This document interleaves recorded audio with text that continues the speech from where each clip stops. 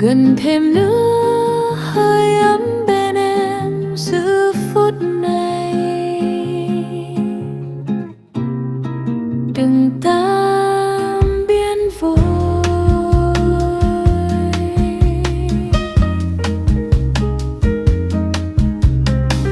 anh nên lay nhẹ hôn mi em.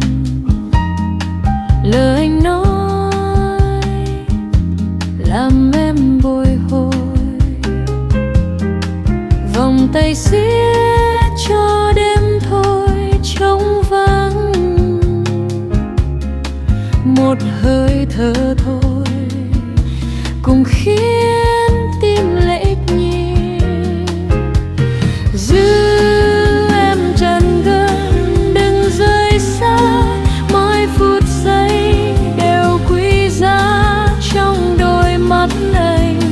Em như tan cháy ngã vào nhẹ như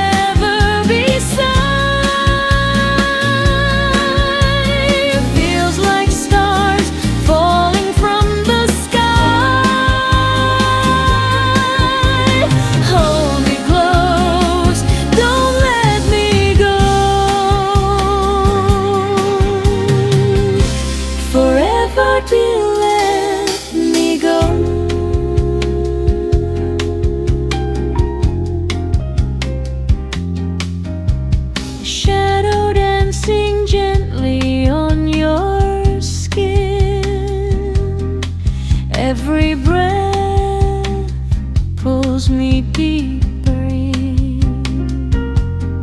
Slowly, slowly nights unfold. Your love turns every